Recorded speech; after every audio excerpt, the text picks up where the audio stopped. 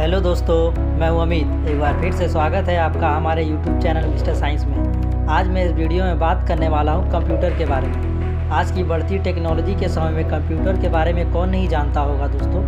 अगर आप लोगों में से शायद ही किसी को नहीं पता तो मैं बता दूं, कंप्यूटर वह इलेक्ट्रॉनिक डिवाइस है जो किसी भी बड़े से बड़े डाटा को स्टोर करता है, इंफॉर्मेशन को खोजता है और बड़े से बड़े अमाउंट को कैलकुलेट करता है, साथ ही साथ मशीनों को कंट्रोल भी करता है। आप लोग अभी के समय में कंप्यूटर का यूज़ ज़रूर करते होंगे, क्योंकि कंप्यूटर का उपयोग government office, private office, school और छोटे से बड़े रेलवे स्टेशन में भी होता है। पर कंप्यूटर के इतिहास के बारे में शायद ही किसी को पता होगा। आपको अगर ये इन्फॉर्मेशन भरी बातें आपको नहीं पता तो अंत तक इस वीडियो में बने रहें। कंप्यूटर का आविष्कार चार्ल्स बेबेज ने 1833 ईस्वी से 1871 ईस्वी के बीच किया, जिसे दुनिया का पहला कंप्यूटर माना जाता है। पर मैं बता दूं कि कंप्यूटर जैसी चीज़ों का आविष्कार उससे भी पहले हुआ था। उस समय कंप्यूटर की शुरुआत अबेक्स के रूप में हुई थी। अबेक्स लकड़ी का बना एक रैक होता है जिसमें दो तार लगे होते हैं। दोनों तार एक दूसरे के समानांतर लगे होते हैं। तार के ऊपर गोल आकार का बॉल लगा होता है। उसे घुमाकर मैथमेटिक्स के किसी भी आसान क्वेश्चन का आंसर पाया जा सकता था। सबसे पहली बार डिजिटल कंप्यूटर का आविष्कार ब्लेज पास्कल ने 1642 ईस्वी में किया। इसमें नंबर लगा होता था जिसे डायल करना पड़ता था, पर यह सिर्फ डिजिट को जोड़ने के काम में आ सकता था। इसके बाद 1671 ईस्वी में एक कंप्यूटर का आविष्कार किया गया जो अंत में जाकर 1694 ईस्वी में बनकर तैयार हुआ। इस आविष्कार का श्रेय गॉटफ्राइड विल्हेम वन लीबनिज को दिया जाता है। इन्होंने अपने कंप्यूटर में जो भी सिस्टम यूज़ किया वो आज के समय में भी यूज़ होता है। डिजिटल कंप्यूटर के आविष्कार के बाद इसे समय समय पर चेंज किया गया, जिसे हम लोग 5 पार्ट में डिवाइड कर सकते हैं। 1940 से 1956 के बीच यूज़ होने वाला कंप्यूटर को फर्स्ट जनरेशन कंप्यूटर के अंतर्गत रखा गया है। इस कंप्यूटर को वैक्यूम ट्यूब कहा जाता था। इस कंप्यूटर में मेमोरी के लिए मैग्नेटिक और सर्किटरी ड्रम का यूज़ होता था। इसी वजह से यह कंप्यूटर बहुत भारी और काफ़ी बड़े होते थे। इतने बड़े होने के कारण पूरे रूम की जगह ले लेते थे। यह कंप्यूटर बहुत मात्रा में हीट भी पैदा करते थे, जिससे लोगों को स्किन इन्फेक्शन जैसी बीमारियों का सामना करना पड़ता था।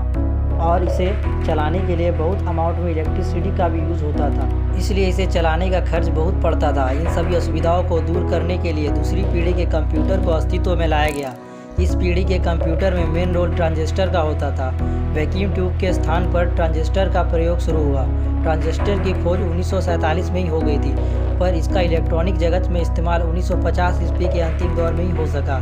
यह वैक्यूम ट्यूब से काफ़ी सस्ता होता था। साथ ही साथ इसके यूज़ से कंप्यूटर छोटा, तेज, सस्ता होता था। इसे चलाने में पहले के कंप्यूटर के मुकाबले कम इलेक्ट्रिसिटी लगता था। दूसरी पीढ़ी के कंप्यूटर का यूज़ 1956 से 1963 तक हुआ। इसके बाद कंप्यूटर में फिर से बदलाव होने लगा, जिसे तीसरी पीढ़ी के अंतर्गत रखा गया है। इस पीढ़ी के कंप्यूटरों की सबसे बड़ी विशेषता एकीकृत परिपथ के इस्तेमाल की थी। ट्रांजिस्टर को छोटा करके सिलिकॉन चिप पर लगाया गया, जिसे सेमीकंडक्टर कहते थे। इसने असाधारण रूप से कंप्यूटर की क्षमता और गति को बढ़ाया। इस पीढ़ी का कंप्यूटर का कार्यकाल 1964 से 1971 तक रहा। इस पीढ़ी के कंप्यूटर ने लोगों को मॉनिटर और कीबोर्ड से परिचय कराया। इसके कारण कंप्यूटर में कई तरह के नए नए एप्लीकेशन लाए गए। कुछ समय तक तो लोगों ने इसका इस्तेमाल किया, पर बाद में फिर काफ़ी परिवर्तन देखने को मिला, जिसे चौथी पीढ़ी के अंतर्गत रखा गया है। इस पीढ़ी में माइक्रो प्रोसेसर का रोल अहम रहा है। माइक्रो प्रोसेसर के साथ ही चौथी पीढ़ी के कंप्यूटर के अस्तित्व में आए, जिसमें हजारों इंटीग्रेटेड सर्किट को एक सिलिकॉन चिप में बनाया गया। जहां पहली पीढ़ी के कंप्यूटर पूरे कमरे की जगह लेते थे, अब कंप्यूटर छोटी सी जगह में समा सकते थे। 1971 ईस्वी में खोजे गए इंटेल 400 चिप में कंप्यूटर के सभी जरूरी कंपोनेंट थे। सेंट्रल प्रोसेसिंग यूनिट और मेमोरी से लेकर इनपुट आउटपुट कंट्रोल तक सिर्फ एक चिप पर था।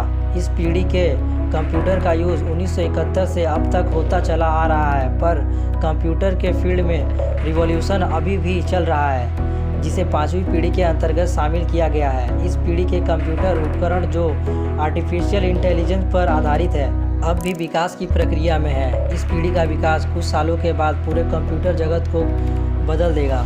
तो दोस्तों, आज के लिए बस इतना ही। आज हमने इस वीडियो में कंप्यूटर का इतिहास के बारे में जाना। आपको हमारा वीडियो अच्छा लगा तो वीडियो को लाइक और चैनल को सब्सक्राइब जरूर करें। Thanks for watching.